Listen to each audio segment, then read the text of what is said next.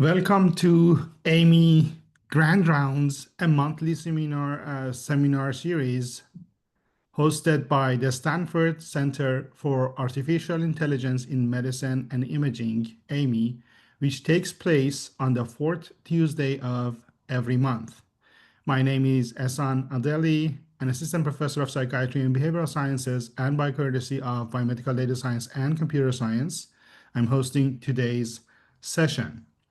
The purpose of AIMI Grand Rounds is to feature interdisciplinary lectures from experts in medicine, engineering, uh, and other fields that highlight AI research being conducted in our clinical departments. It's also to share cutting-edge AI research methods and their clinical applications in healthcare, and to raise awareness of AI capabilities among clinicians.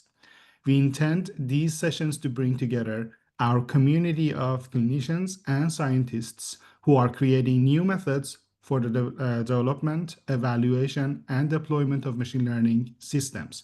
A full schedule for future Grand Rounds sessions is now posted on AIMI website. You can view it using the link that AIMI staff will drop into the Zoom chat. Some housekeeping items.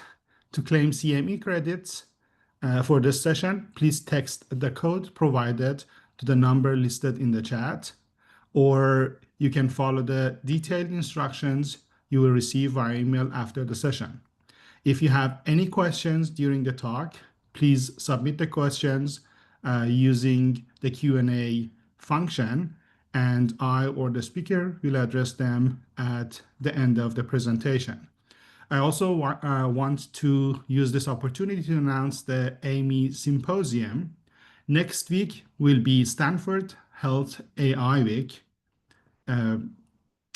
Stanford Health AI Week.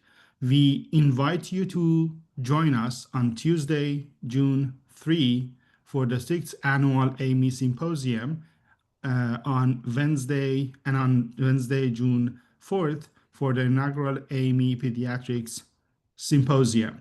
You can register with the links that AIMI staff will drop into the Zoom chat.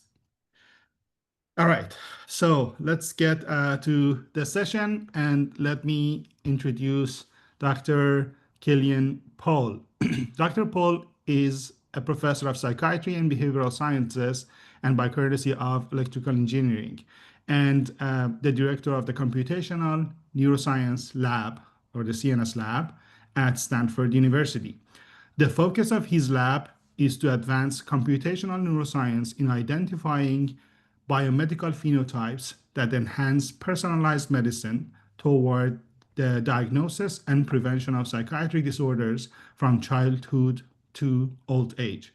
The CNS Lab identifies phenotypes by coupling findings from unbiased machine learning-based searches across high-dimensional biological, cognitive, neuroimaging, and behavioral data with the insightful interpretations. Dr. Pohl is the principal investigator on awards from Stanford Institute for Human-Centered AI and National Institutes of Health. Before joining Stanford, Dr. Pohl received his PhD in computer science from MIT and was faculty at Harvard, IBM Research, the University of Pennsylvania, and SRI International. He will talk about crafting machine learning models for neuroscience discovery. Excited to hear your talk, Killian. Stage is yours. Great. Thank you so much, Hassan, for this introduction. I'm really excited to talk about the work that we have done at our lab. Yes, the title of my talk is Crafting Machine Learning Models for Neuroscience Discovery, and I want to do also a couple of householding items. First, I wanted to just thank the NIH and the High Institute for supporting the research of my group, as well as a warning sign. So I've been developing machine learning models to advance neuroscience for over 2 decades. So the motivational slides that I'll show you initially are maybe a little bit biased towards what I see the potential of AI and machine learning is. So just be warned throughout that. And kind of the technology that I'll describe focuses a lot on interpretation because that's what's needed in neuroscience to advance to use this technology. So I'm making a claim that we are in a mental health crisis. If you look just at the rate of depression among teenagers, so 12 to 17 years old, it has increased from, 10 years ago, roughly 8%, to now being at around 18%. And, it was even higher at the start of the COVID pandemic, which we also documented in one of our studies, the Encounter study. You'll hear throughout the talk about this study, where we mention a tripling of the risk of depression in our cohort that we started following since 2013 at the start of the pandemic. But it's not only depression. For example, if you look at alcohol-induced death, has been increasing by 70% over from 2012 to 2022. And in 2023, substance use related fatalities, which include alcohol, have been above 100,000. Actually, in 2022, they were around 150,000 deaths recorded. Now, one way of trying to address this problem is essentially increasing the number of residencies and basically trainees that go into psychiatry. But this, as you see, has been steadily increasing, but hardly made a dent. Um, on the other hand, the news promises that AI is going to be basically our savior, and you'll read articles about how AI can advance mental health care. Also, there are now commercial products out there, even deployed at Stanford, such as the DAC Copilot and their various startup companies. But if we look at what these companies are doing, is essentially focusing a lot on efficiency. And I claim that that has limited impact. So we started a new initiative at the Department of Psychiatry that's called AI for Mental Health. And our focus essentially is to build lasting impact of this technology by building trustworthy and ethical AI that will transform psychiatry from subjective observations to objective assessments. And by doing so, resulting in more effective and accessible research and care. So here is in psychiatry, just to let most people know, is essentially diagnosis is essentially a lot based on subjective observations and reportings from patients as well as the treating clinicians. And so in order to advance it, we need kind of these assessment objective markers that we can look at in order to assess if treatment is working or not. So one way that this relies on is that we acquire a lot of data generally in the clinical setting so that we have a precise description of our patient. Now, in recent years, this has been also advanced to basically the home environment where individuals, or outside the clinic where individuals, where we now have cell phones, we have Fitbit, we have a Ring, we have other devices where we can record the behavior of individually passively or also interactively. For example, in studies that I'm involved with, we use cell phones to basically ask surveys on a weekly basis about, for example, drinking behavior and other lifestyle choices. So now we have a lot of information of an individual, and it's very complex, and it's too complex for essentially the clinician to interpret. And this is where essentially I make the claim AI can be really helpful in reducing it to a report consisting of a small number of measurements that are informative for the patient's health. Think of it like a blood test for psychiatry, and that report is updated while the clinician is interacting with the patient. Now, how we have in neuroscience generally generated or have reduced kind of measurements to a small number that were meaningful was based on hypothesis-driven group analysis, where an expert would select a few measurements and then perform testing for group differences to identify how two cohorts were different. And the reason why we did this is essentially these models are easy to run and also easy to interpret relatively. And we perform these studies on a regular basis.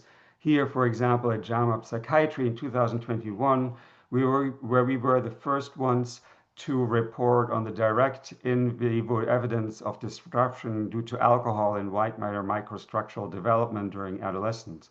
What you specifically see is essentially in green is the development of individuals' normal development. In blue are those before they started heavy drinking, and then the same individuals in orange, the trajectory deviates quite a lot once they started heavy drinking. Now, disadvantage of this kind of modeling is that we have to select a priori a small number of measurements. So what we're doing essentially is we're not taking advantage of the complex information that's available to us.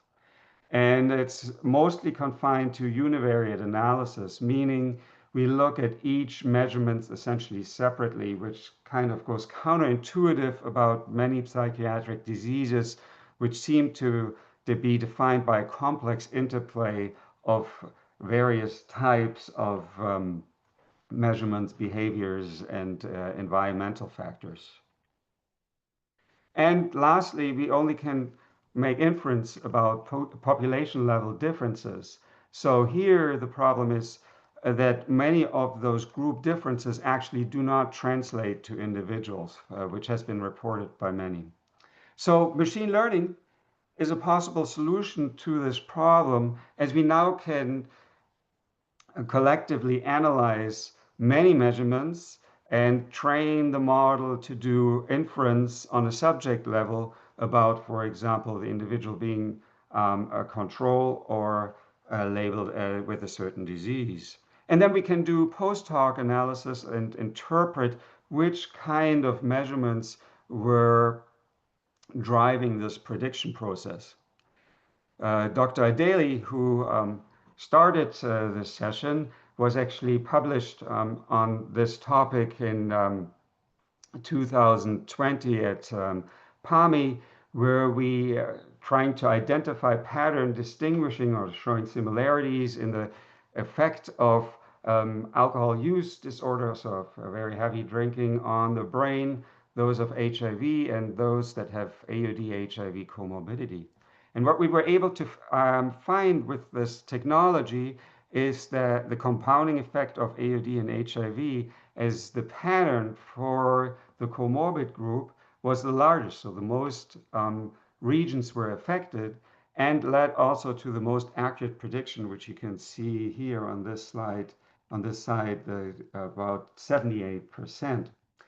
Now, how we made sure that those patterns were actually informative or were in line with the literature to kind of validate it, we found that all three regions, all three patterns consisted of the hippocampus and the thalamus, and those correlate with learning and memory. And so what we did is we plotted essentially the diagnostic score that was produced by our method for each of these three cohorts with learning and memory. And what we see for each of these three cohorts is that the learning and memory score essentially goes down as our diagnostic score, so that the score defined by our machine learning method, how severe the effect of the disease is on the individual's brain was going towards 1. So the diagnostic score predicted cognitive scores with regions of diagnostic patterns closely linked to those brain functions.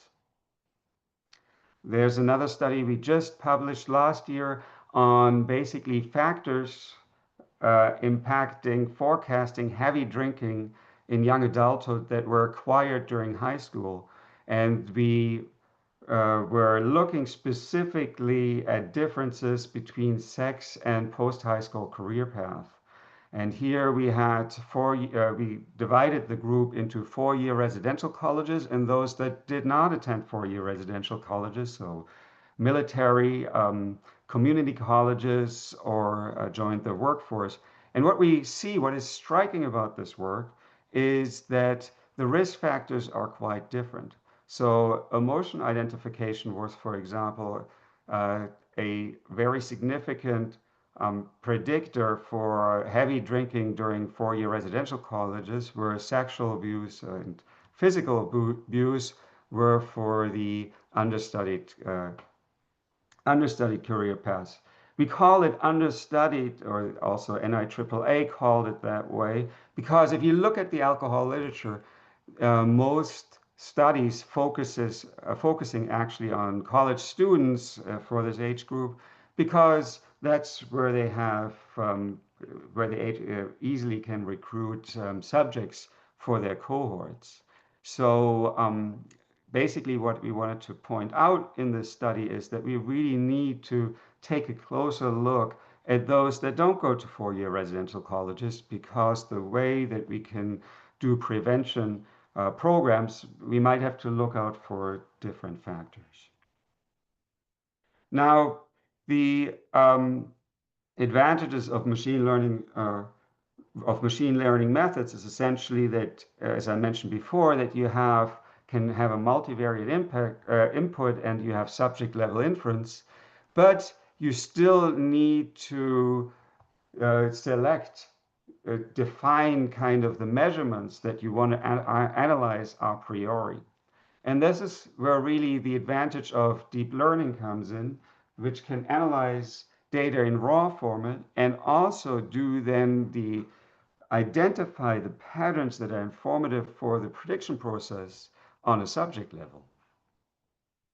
And I'm now going to show you a couple of examples where we have developed deep learning methods that will allow us to further advance the neuroscientific discovery.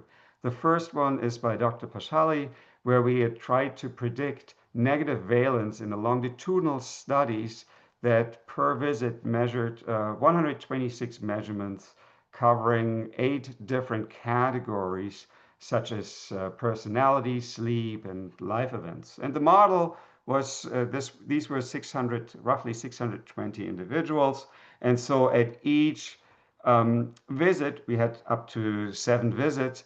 For a subject, we aimed to predict their age, as well as if they were impacted by negative valence. And so the question then became how to identify significant predictors, where significant here is defined with respect to statistical testing. And so when we did this, so we trained the model, and we had then a detection accuracy of around almost 80%. But we couldn't identify any single variable that was really driving the prediction process.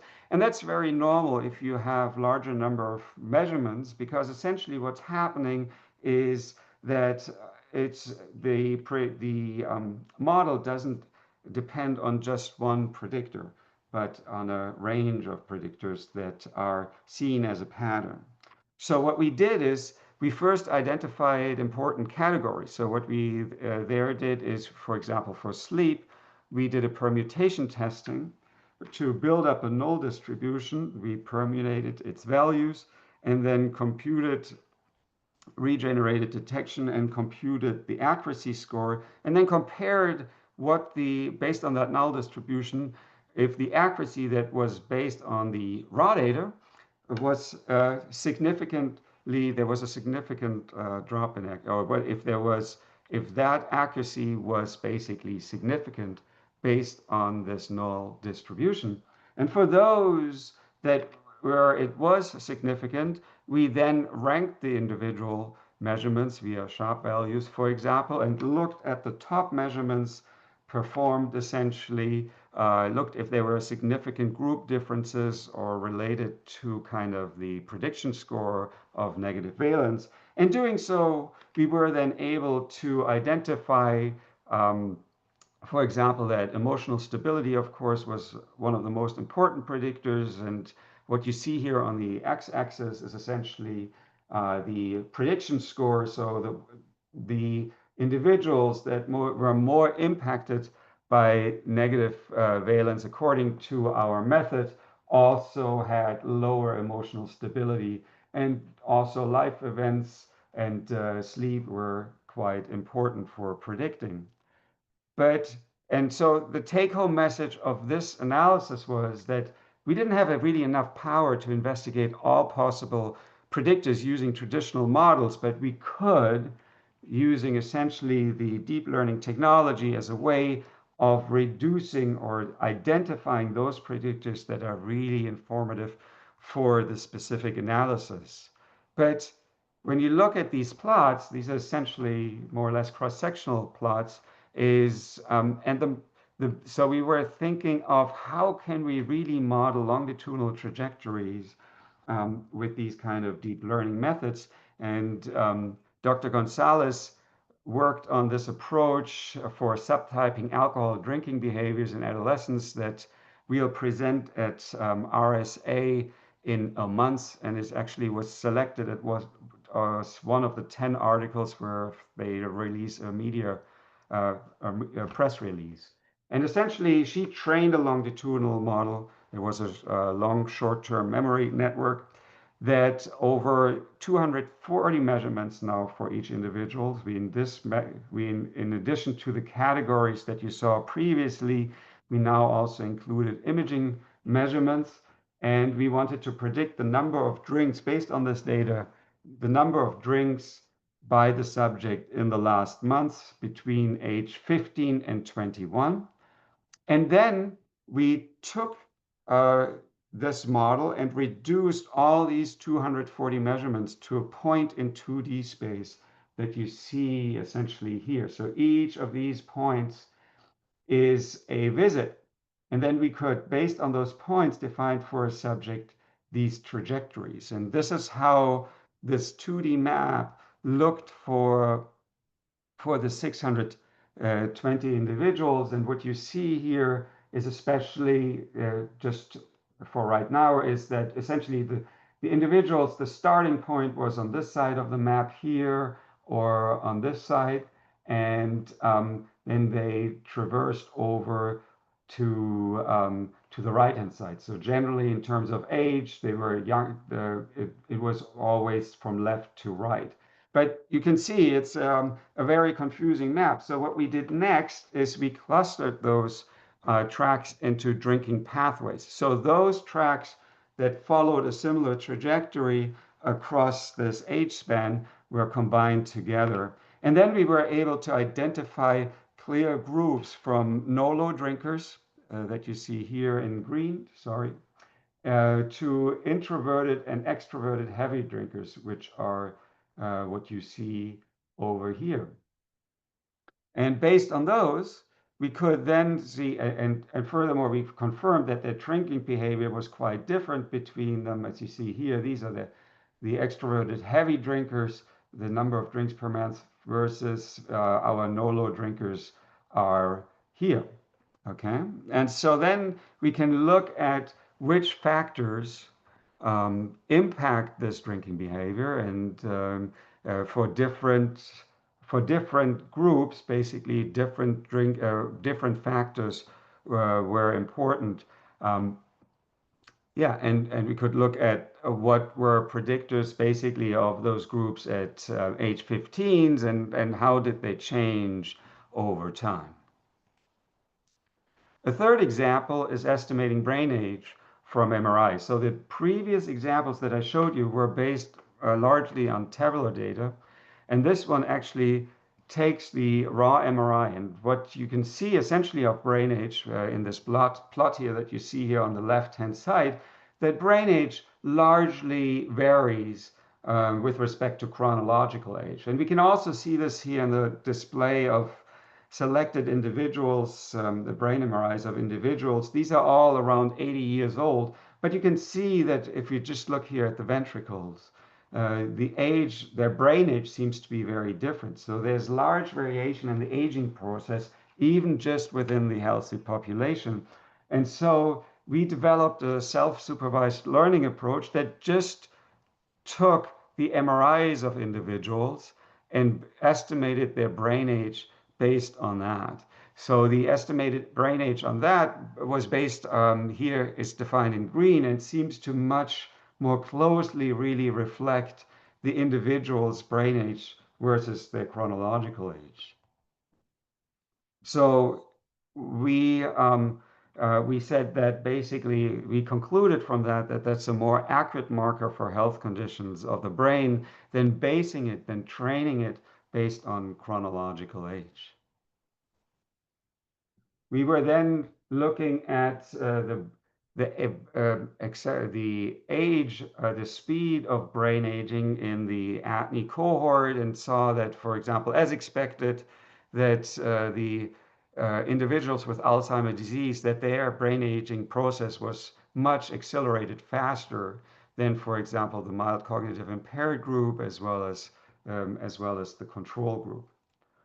Furthermore, what we saw is that the brain aging was most accelerated for those with Alzheimer's disease, which are shown here in red, at early ages versus the control group is here in blue.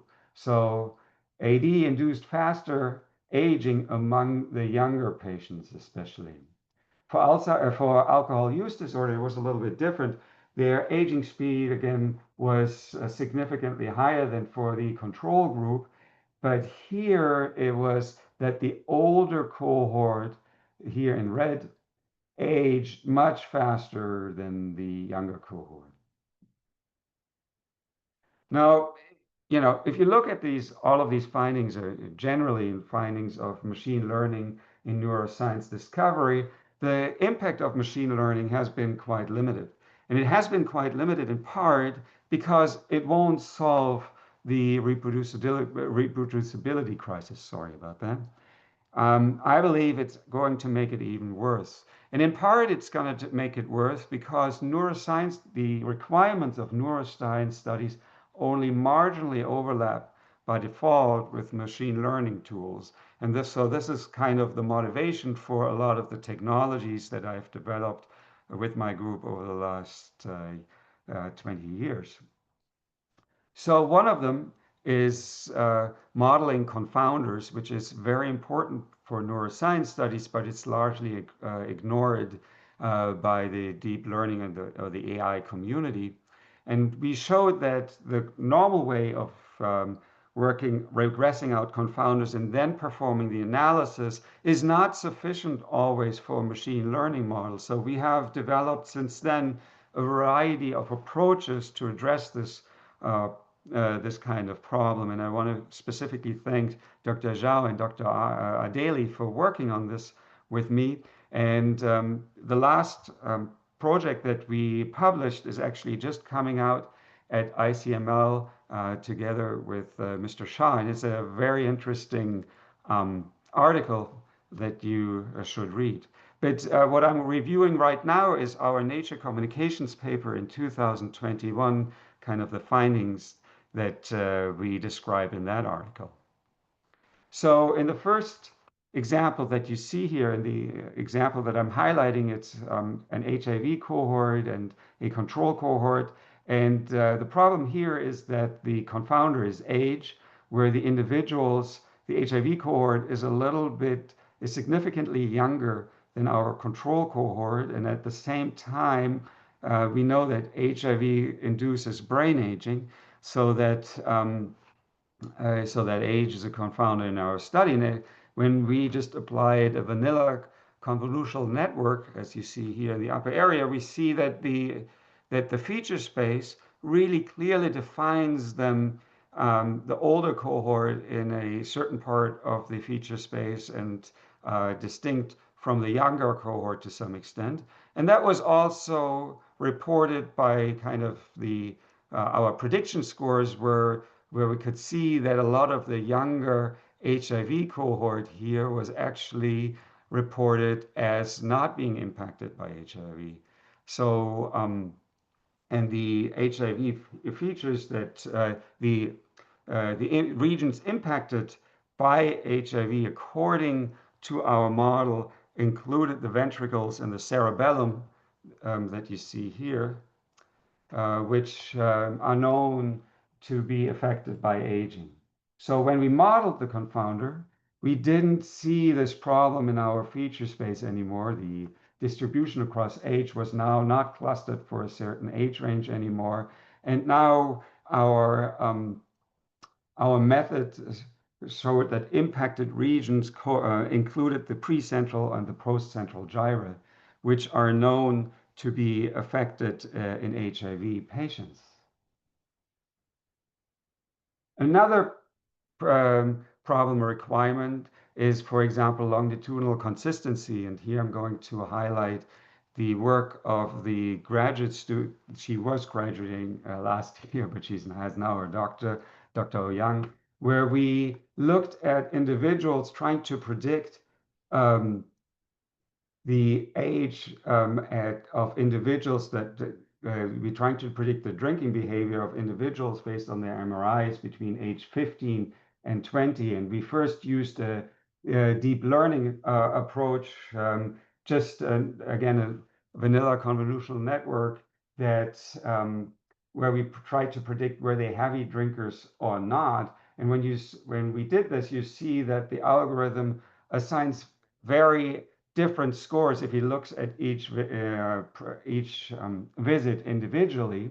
And so what Dr. Young did is she basically did a prediction model that considered essentially previous time points and showed that then we get that we get predictions across time that seem much more biologically feasible than those with the model that's just applied to each visit individual. And there's many more issues that I could point out, but I wanted to also focus on machine learning models and what they require. And what they require is well-curated, large, and diverse data set, which is mostly what neuroscience studies are not are. Because first, the definition of a disease is often not very clearly defined because it's based on self-reports, as well as studies are generally relatively small and they're focusing normally on a specific subpopulation. So then the question is, how do those findings translate to the remaining, to people that weren't part of this study? And one way of doing this is essentially enlarging your data set, your training data set. And this is what we did, but that's not always very easy. So here, for example, we have a study consisting of 4 cohorts. HAND stands, by the way, for HIV-associated neurocognitive disorder. And our HIV population is really, really small, only has 37 individuals. And there's no public data set available that consists of all of these 4 cohorts, so that we had the idea, let's add data with only publicly available data that contains at least 2 of the cohorts. And then the question becomes, but how do you distinguish now the effect from these study effects? So from the differences in the data that between the different data sets. And the way that we did this is we trained a feature extractor on the UCSF data set that consisted of 4 cohorts, but also included a data set from SRI International that only contained HIV and controls, as well as the ATNI data set of controls and cognitive impaired individuals. And basically what the feature extractor did is it needed to identify measurements or extract features that were generalizable across the 3 different data sets, but we only then focused specifically our post hoc analysis only focused on the UCSF data set. And what we were able to see is that we were able to identify a specific pattern for hand that consisted in part of regions that were associated with cognitive impairment as well as with HIV. And one of the striking was here the cerebellum, which is known to support motor function. And so we did a post hoc analysis of finger tapping, relating it to the prediction within the HIV, within the two cohorts that are people with HIV, those with cognitive impairment and those not. We then looked at how the finger tapping score was correlated to our prediction score of cognitive impairment. And what we see is that those two cohorts are very distinct from each other. And as the prediction score, the effect of that our method assumed to be predicted to be more impacted by cognitive impairment, also the finger tapping went further down. So the problem with that was this model took a long time to parameterize. And so we tried to explore an alternative approach where we essentially synthetically create MRIs that we then can use for training. Let me just start here the movie. So what you see here is the MRI being produced entirely from noise, and this is done in 3D. And so here, for example, you see a real MRI and below a synthetic MRI. And this is work that was spearheaded by Dr. Peng. And so then you can compare, for example, your method to ones that were generated by us. And you see here, this is our method. These are state-of-the-art approaches by other groups. And now comes the question, how do you measure which approach, how do you can quantitatively measure which approach is actually better? And so the kind of traditional methods that are used in the vision community, we found were not very important, not very informative. For example, here, the frequently used FID score was higher for the individuals, for this MRI, that is clearly worse than the MRI here on the right-hand side. And so what we did is we gave 3 experts, gave 100 MRIs, and half of them were synthetic and half of them were real. And then we had them basically look at the MRIs and tell us which one was real and which was synthetic, and measured the accuracy in doing so. And we were at that time, so this was, we published this in Media in 2024, so last year. At that time, there were still 2 of the 3 raters were essentially able to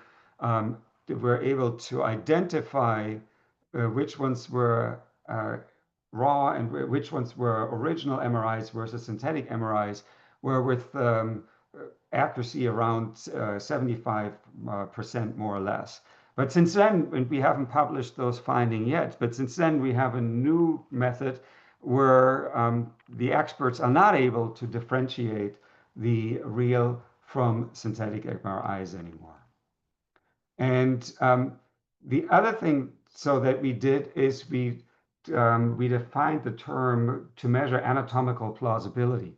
So we wanted to see essentially if you're now extracting regional volume measurements from those MRIs, from the synthetic MRIs, does their distribution follow that of the real MRIs, or is very different? And then you can define regions where you're doing very well, okay, here, and ones where the Cohen's D is very low, which is it's good, and where you're doing more poorly, such as here in the frontal lobes. And you can now use that system in order, for example, also compare different methods with each other and compare them that way. You can also look if the Cohen's d of specific regions on the synthetic versus the real MRIs follows highly correlates, for example, with respect to sex differences and which regions you're basically modeling sex differences very well and which ones you don't. And you can also look at if you're modeling well the aging effect. And with no surprise, we're doing a good job, for example, here in the ventricles and but in other areas we were not doing so well. Now, what we were able to do with this kind of data is augment, as I mentioned earlier, essentially the training data. We're going back to the HIV data set that consisted of only 37 individuals that were people with HIV without cognitive impairment. And so and then we tried to analyze the brain age gap for these four cohorts on normal controls, those with mild cognitive impairment, those people with HIV and hand diagnosed with hand. And when we did this, estimating the brain age gap between the for those four cohorts, we couldn't find any significant differences, and they were all essentially compared. They all seemed to be below the age gap. It seems to be below what was to be expected, where we would expect the controls to be around zero and the other groups to be higher. But so when we added now our synthetic data to the training data set, we added 5,000 up to 5,000 additional MRIs. We now generated the analysis, the brain age gap that we estimated by our method was now following kind of what we would expect, where the controls and those people with HIV didn't show any significant age gap, but the ones that had cognitive impairment in hand were significant. So now the next question is, those were all trained based on healthy controls, how to produce this now for a specific diagnosis. And so we revisited a publication of ours from 2019 that was published in JAMA Psychiatry about the role of alcohol, and we specifically focused on alcohol on the six cortical regions. And basically we reported in this article that 5 out of the 6 were significant, and specifically those, the frontal, the insular, and the parietal were highly significant. They had scores below 0.01, their p-values. And so we modeled this disease process via a causal diffusion model, and then turned basically control subjects into those turned the brain MRI of controls into how they would look if they were or if they were diagnosed with alcohol use disorder, and also those with alcohol use disorder into controls, and showed that, for example, those that were then impacted, those that where we turned them from controls into AUD, as an example below, had then the frontal lobe was then thinned. And then we could show that when we did control versus when we did the comparison of basically raw and synthetic data between those two groups for those regions, that they followed the trajectories, that they've followed the difference that we were expecting. So that we showed for the frontal, the parietal, and the insular that they were significantly different. We at the time, when we originally produced those results, we only modeled those 3 regions, and since then have also expanded it to all 6 regions, are now able to show the disease process also for the other regions that are for the other cortical regions. So then we can model an aging effect. For example, we take the real MRIs and compare them to the counterfactual as they age over for example, here a 4-year period, and can plot, can look, is the aging process of the synthetic MRI, does it follow the real MRIs? And we can even do this for cohorts. So this was based on an alcohol cohort where we excluded the HIV, the individuals with HIV, and then if we also apply to the HIV cohort, we see that we have a high correlation between them.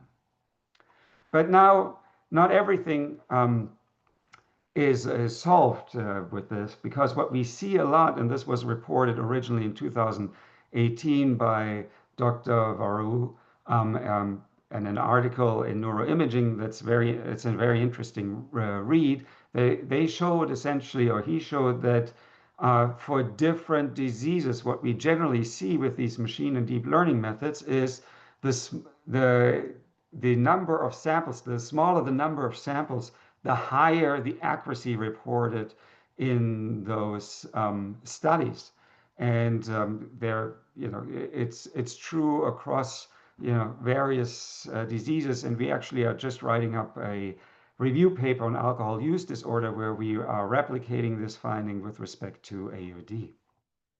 And so at the time, the article talks about basically the lack of generalization of these methods, and that's why the accuracy scores for smaller cohorts is higher versus for larger ones. But there's another problem, and we call it the curse of heterogeneous data, and it's a commentary or a article written by Dr. Zhao that was published last year at Global Open Science, where we talk about basically the problem in neuroscience is that we have a lot of heterogeneity with respect to the brain on the one side. So there are various subtypes, and we have phenotypic heterogeneity. So there are various symptoms defining diseases, and that basically you need an approach that models, this machine learning approach needs to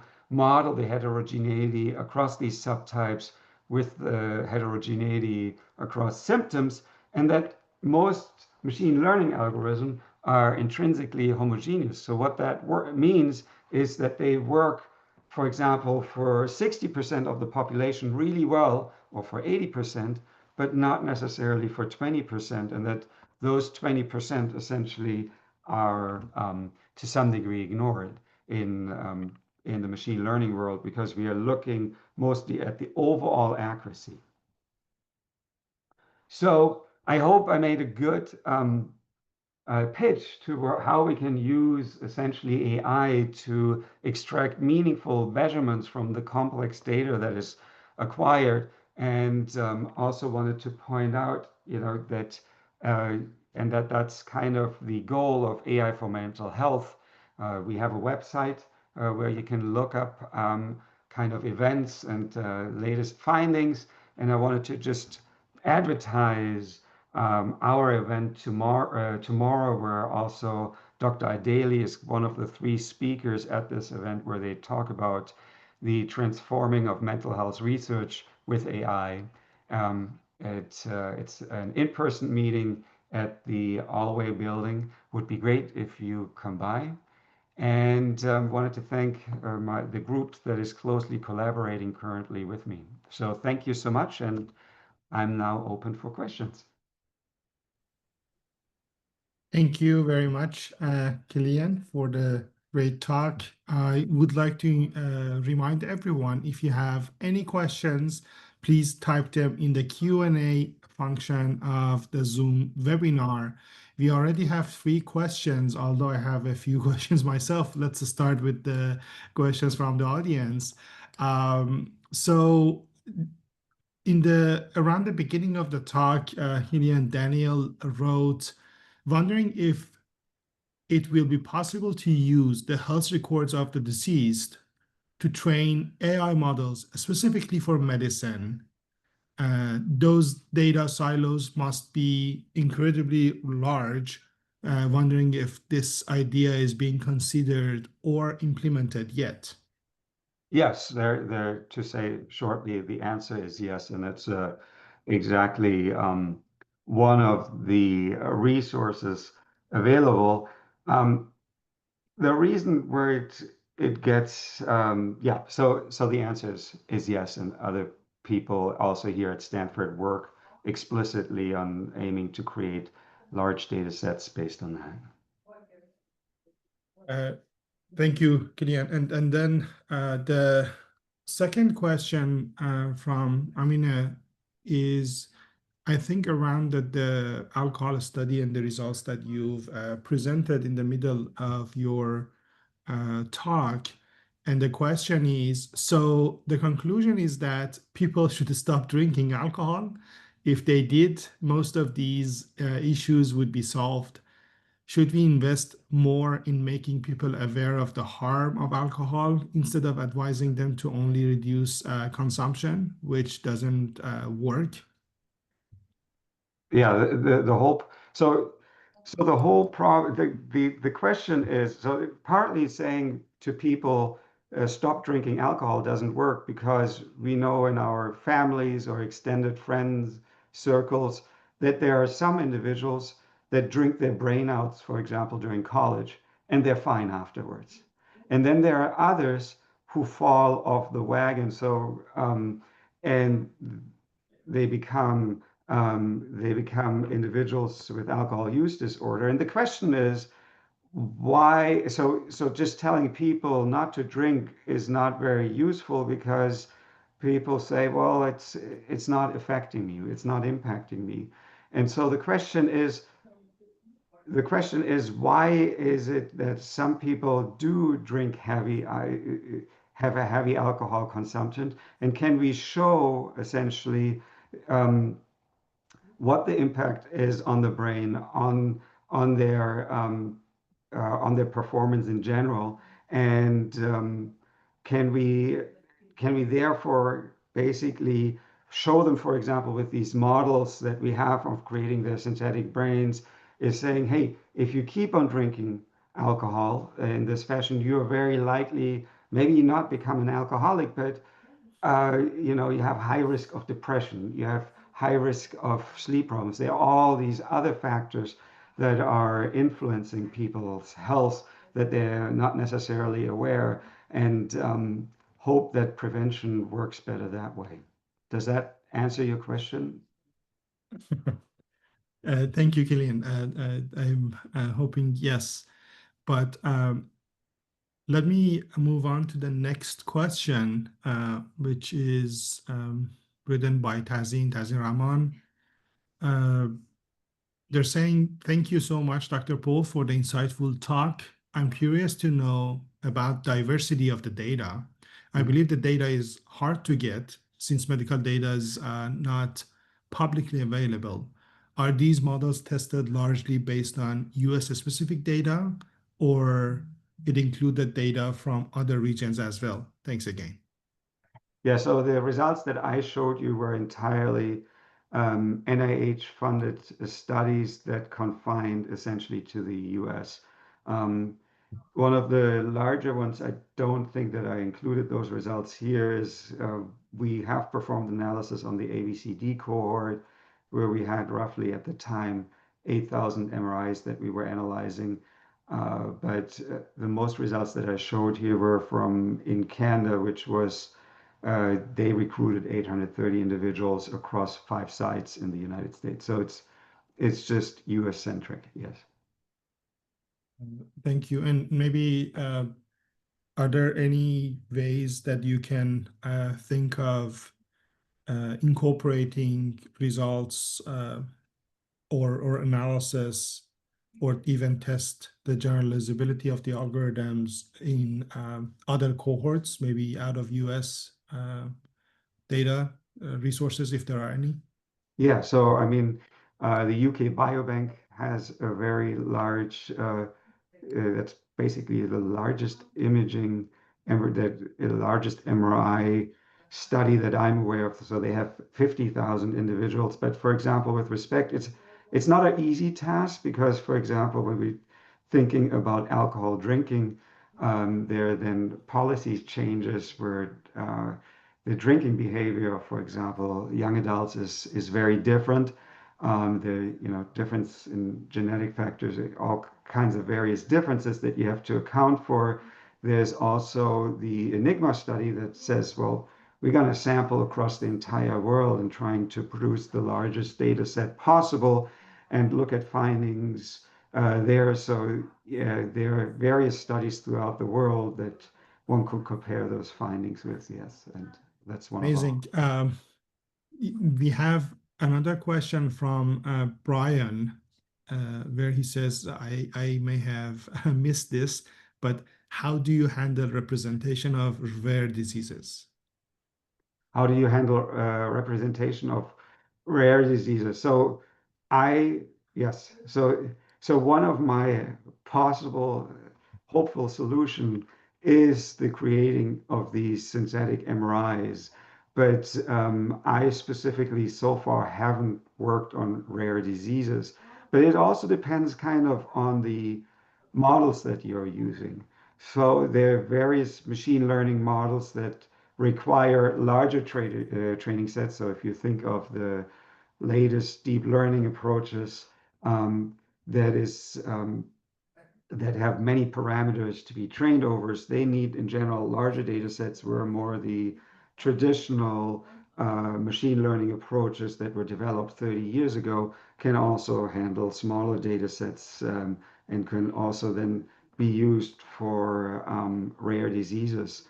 Um, and there's also exciting work that Dr. Adeli is heading with respect to foundational models that might be very informative in that domain, where you train these methods on large data sets for not any specific purpose or task, and then use those trained models and apply them to smaller data sets that could be of those with rare diseases. Great. Thank you. We have one more question in the chat, and I think this is going to be the last question um, from Ting Ting. Thank you, Professor Pohl. Very nice talk. Generating 3D MRI data is very promising, but it is very hard to have great measurements for the generated one. How should we solve this problem?